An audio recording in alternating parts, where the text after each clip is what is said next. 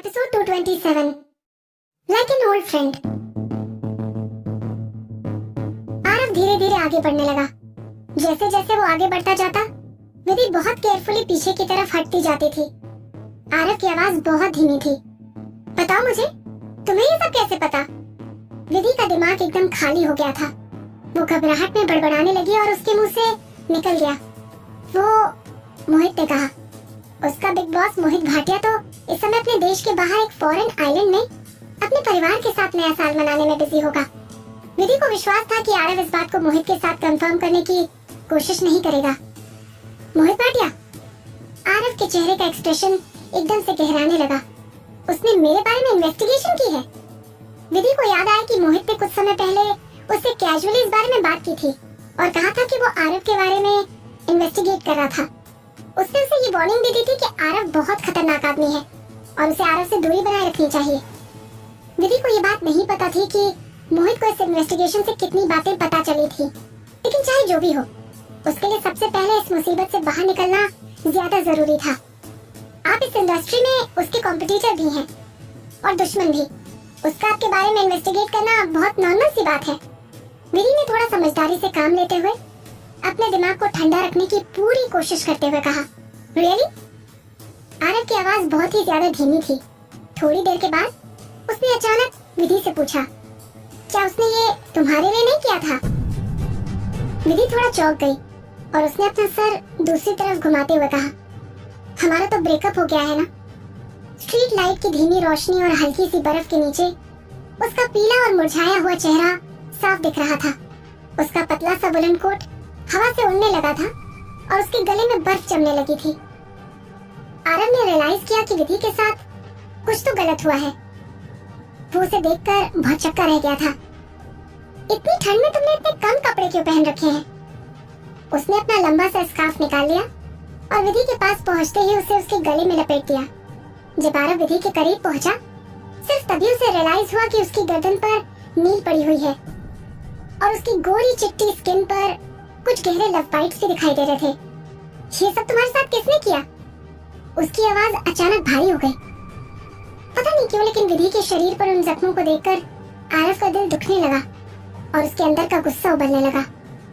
आरव का दिल चाहता था कि जिसने विधि को चोट पहुंचाई थी वो उस इंसान को टुकड़े टुकड़े कर डाले। विधि ने उन बदसूरत निशानों को अपने हाथ से छिपाने की कोशिश की। विधि के रेजिस्ट करने के बावजूद भी आरव ने जबरदस्ती उसकी कलाई पकड़ ली और खींचकर उसका हाथ नीचे कर दिया। विधि के गर्दन के नीले निशान एक बार फिर से उसके सामने दिखाई देने लगे। उसकी आंखों में गुस्सा भर गया था। मोहित भाटिया? तो इसका मतलब है कि मोहित ने इस लड़की के साथ जबरदस्ती करने की कोशिश की थी। उसने उसे किस किया, उसके साथ झगड़ा किया, उसे टॉर्चर किया और फिर उसे अपनी फैमिली के घर से बाहर निकाल दिया। जैसे ही आरव ने अपने मन में उस सीन को इमेजिन करने की कोशिश की, उसका गुस्सा और भी ज्यादा तेज होने लगा।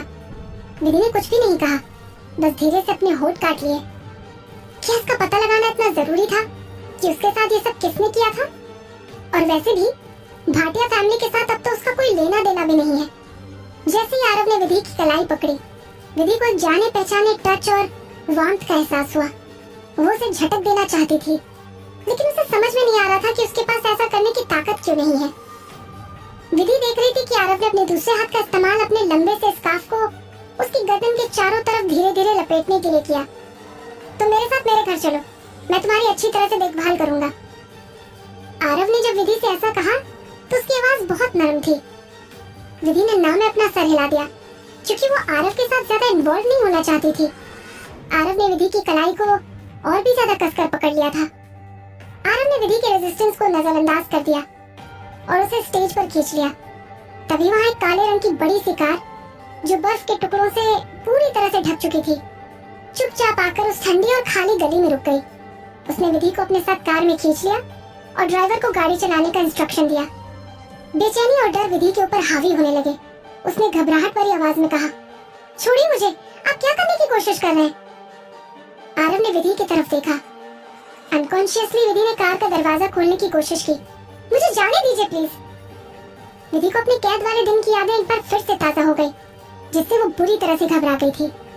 पहले ही एक अलग इंसान के रूप में उसका रीबर्थ हो चुका था और वो ये भी जानती थी कि आरव उसे नहीं पहचान सकता है, लेकिन फिर भी वो खुद को डरने से रोक नहीं पा रही थी। जिस तरह से विधि डर रही थी उससे आरव का दिल बहुत दुख रहा था। आरव को याद आ रहा था कि अपनी मौत से पहले जब विधि पूरे 1 साल के लिए उसकी कैद में थी तब न जाने कितनी बार उसने विधि के चेहरे पर ऐसा ही एक्सप्रेशन देखा था। बहुत ज्यादा सफरिंग और टॉर्चर सहने के बाद जब उसे ये समझ में नहीं आता था कि वो उससे कैसे बच सकती थी तो उसके चेहरे पर ऐसा ही डर और लाचारी से भरा हुआ लुक दिखाई देता था। अगर उसके पास किसी तरह से उस समय पर वापस जाने का कोई रास्ता होता तो वो विधि के साथ ऐसा व्यवहार कभी नहीं करता। कम से कम वो उसकी पीठ के पीछे चुपके चुपके रोती तो नहीं। कम से कम वो उसकी जिंदगी के आखिरी साल में उसे खुश तो कर सकता था। आरव अपनी यादों में घिर गया। उस समय विधि ने उसके सामने रोने की हिम्मत तक नहीं की। स्टॉकहोम सिंड्रोम वाले लोग अपने टॉर्चर्स के लिए सिर्फ आभारी होते हैं, वो उनसे डरते या रोते नहीं हैं। जब भी वो थोड़ा सा दर्द दिखाती तो आरव सोचता कि उसका डिसिप्लिन जरूरत के हिसाब से उतना सख्त नहीं है। ऐसे में हर बार वो उसके टॉर्चर को और तेज कर देता था। समय के साथ विधि ने अपना रोने का हक भी खो दिया था। बिस्तर पर भी उसे चाहे कितना भी दर्द क्यों ना हो रहा हो, वो दर्द की वजह से कभी भी चीखने की हिम्मत नहीं कर सकती थी। और जब भी वो उसकी आंखों के सामने होती थी तभी वो रोने की हिम्मत तक नहीं करती थी। उसके उस बंगले में कई सर्विलांस कैमरे थे जिसमें उसने विधि को कैद करके रखा था पूरी 24 घंटे 360 डिग्री बिना किसी ब्लाइंड स्पॉट के। अपने अतीत में आरव इस बात को लेकर बहुत क्यूरियस रहता था कि विधि जब भी नहाने जाती थी तो हर बार उसे नहाने में इतना समय क्यों लगता था।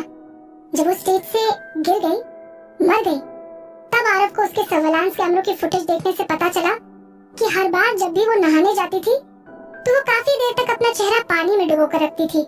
उसके दुबले पतले कंधे थोड़े थोड़े हिलते रहते थे। नहाने के बाद जब भी वो अपने बाथरूम से बाहर निकलती तब वो बड़े ध्यान से अपनी आंखों के चारों तरफ बन गए लाल निशान को छुपा लेती थी। आरव को खुद से नफरत हो गई थी। उसने विधि को इतना शौक दिया था कि अब वो उसके सामने अपना दुख एक्सप्रेस करने से डरती थी। अगर उसे एक और मौका मिल जाता और विधि को फिर से जिंदा किया जा सकता, उसकी विधि सिर्फ उसका प्यार, प्रोटेक्शन और उसकी सारी केयर डिजर्व करती थी। आरव ने उस लड़की की तरफ देखा जो विधि जैसी लगती थी और अपनी आवाज को सॉफ्ट करके कहा, डरो मत, मैं तुम्हें हर्ट नहीं करूंगा। मैं तुमसे वादा करता हूँ, मैं तुम्हारी देखभाल करूंगा। मैं सिर्फ तुम्हारा ख्याल रखना चाहता हूँ। जब विधि ने आरव को ऐसा कहते हुए सुना तो धीरे धीरे उसकी घबराहट भरी हरकतें बंद हो गई। उसने अपना सर घुमाकर सामने बैठे हुए उस आदमी को देखा जिसने अभी अभी उससे ये कहा था कि वो सिर्फ उसकी देखभाल करना चाहता था। विधि सोच रही थी।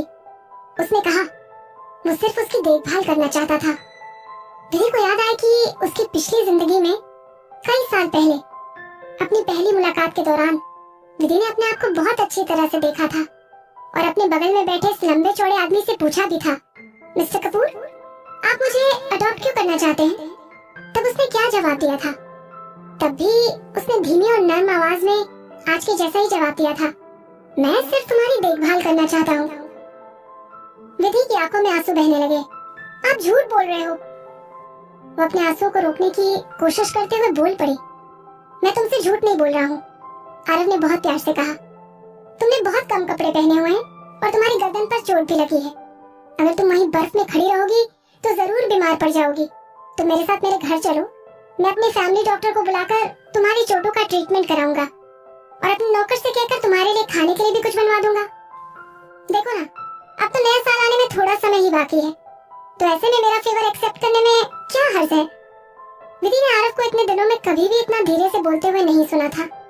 ये बिल्कुल कई साल पहले की तरह ही था। जब भी वो नखरे दिखाती तो आरव बड़े पेशेंस के साथ उसे खुश करने की कोशिश करता था। शायद आज वो बहुत ज्यादा थकी हुई थी या फिर वो सचमुच अपने अतीत के लिए तरस रही थी क्योंकि उसकी हालत बहुत खराब थी।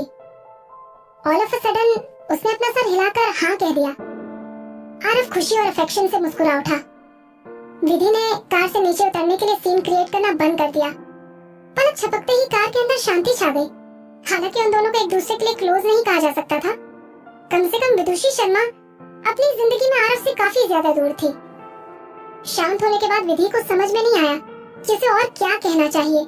आरव की कार में हीटर की गर्माहट उसके ठंडे पड़ गए शरीर को आराम पहुंचा रही थी। उस कोजी नर्म और ऑथेंटिक लेदर की सीट के कंफर्ट की वजह से विधि को ज्यादा आराम महसूस होने लगा था। बिना कुछ सोचे समझे विधि ने अपनी आंखें बंद कर ली और चुपचाप सो गई। उसने कई दिनों के बाद अपना पहला अच्छा सपना देखा था। उसने कई साल पहले वाले अपने ऑर्फनेज का सपना देखा। दोपहर में सूरज आसमान में काफी ऊपर आ चुका था और काफी तेज रोशनी बिखेर रहा था। ऑर्फनेज के चारों तरफ फूल खिले हुए थे। कुछ बच्चों के साथ हुई एक लड़ाई में जीतने के बाद वो सीढ़ियों की तरफ देखने के लिए मुड़ी और उसने रियलाइज किया कि ऑर्फनेज के सेकंड फ्लोर पर एक बड़ी सी खिड़की के पीछे एक हैंडसम और रॉयल आदमी खड़ा हुआ है जो अपना हाथ उसकी तरफ बढ़ा रहा है। विधि, वो कह रहा है, मेरे साथ मेरे घर पर चलो। सपने में उसने अपना सर हल्के से झुका लिया था। उसका छोटा सा चेहरा उसके बगल में बैठे आदमी के कंधों पर टिक गया था।